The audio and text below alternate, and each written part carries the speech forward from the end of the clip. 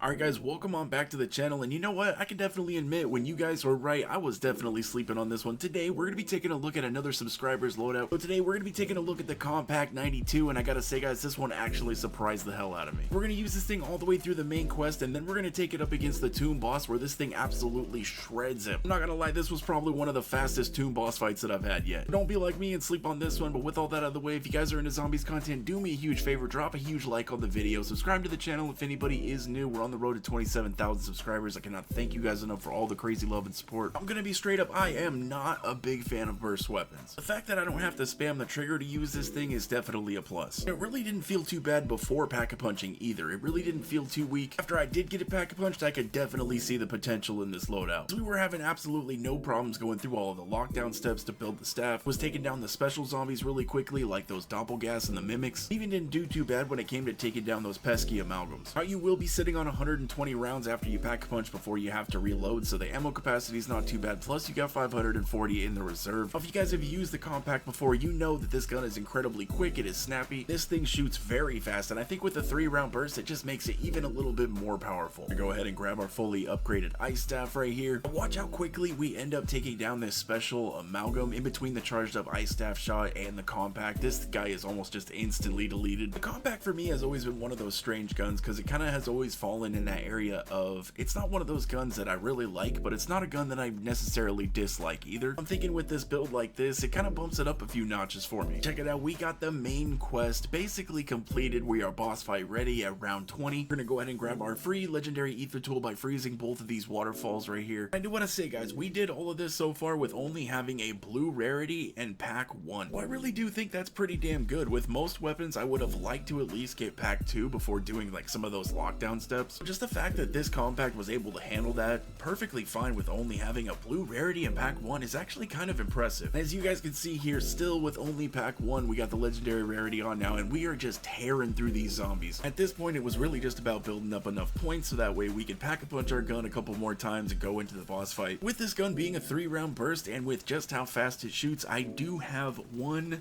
major complaint with it, and that is just the fact that I find myself having to reload all the damn time. And I know that this is something that we definitely deal with all of the other guns, but for some reason it just feels really noticeable with this one. Like I've mentioned previously, if we had something like the Mega Holding from MWZ, I think that would be absolutely awesome. Now I know we have like gobblegums in the game that do similar things like free fire and stock option, but I really think if they introduced an Easter egg that let us earn the Mega Holding during a match, kind of similar to what they did with the golden armor plates, I think that would just be absolutely peak. Let me know down in the comments section if it was either between the Ether Blade or the Mega Holding, which one would you guys take? I think for me this one would be very tough because I really do miss the Ether Blade, and I think that thing is just so much fun. But if I really think about how much more powerful some of these guns would feel if we didn't have to reload, it would just make this gameplay in Black Ops 6 feel so much better, especially in those later rounds. Now if we eventually end up seeing double tap in the game, that'll definitely be a nice fix for this, but I think that the Mega Holding would just do wonders. We're in the tomb boss fight now, and I know you guys will probably see the damage numbers pop up on the screen here while I'm shooting the artifact, and we're looking at 736 damage. Now that's not very high if I'm gonna be perfectly honest, but with the burst and just how fast that this SMG is shooting, it actually ends up tearing through the artifact pretty damn quickly. Now during the phase where you have to shoot 2 of the artifacts, I did end up having to reload while I was shooting the second artifact, and that's why I mentioned it earlier. For some reason I just kind of feel it with this gun more than the others, but still we were able to reload and put plenty enough damage in this guy in time to break him. I also feel like I'm getting way better with the final stages of the tomb boss fight as well. Once you really get a rhythm to it, it's not as hard as you really think it is. If you're rocking Ether Shroud with an Arsenal Accelerator, you guys should honestly have no problem getting this part done. Once the artifact goes ahead and attaches itself to a regular zombie, I would go ahead and just get that guy dealt with just the charges with the ice staff. Go ahead and shoot that artifact and break that one. After that, I would go ahead and recommend popping your Arsenal Accelerator, because once you take care of each one of the next enemies, you're going to want to go ahead and pop your Ether Shroud so nothing bothers you while you're laying damage into the artifact. If you're doing this right, you should be killing plenty enough zombies in between the phases to build up your Ether Shroud again. Because that's what I was finding, it was really like the most difficult part of doing the tomb boss fight, is just trying to put enough damage into the artifact while you got all of these specials and all these zombies and everything running around after you. Another thing that'll definitely help you guys if you bring in some Kazi grenades, make sure you got the Picky Eater augment on for Vulture's Aid, so that way you can just keep replenishing these things. The thing that might slightly help you guys out is during the amalgam phase, I like to set down a sentry gun. It just kind of gets rid of some of the zombies and makes it easier to drain the health on this guy. Also like to equip Molotovs, so that way when I used my charge shot from the ice staff, I can throw a Molotov on the ground, so not only will they be getting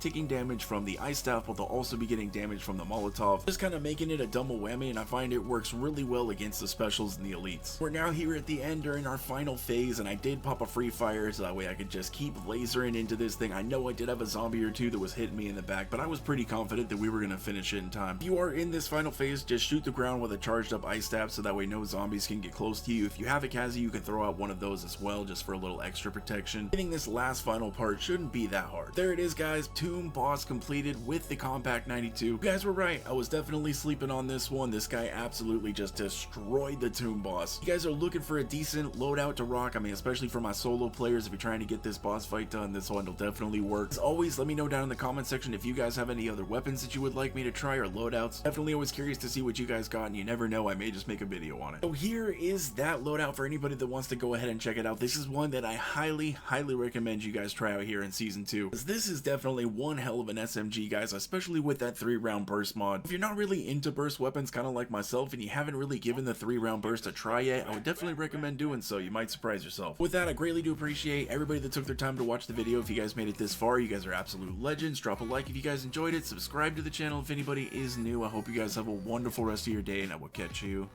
in the next one.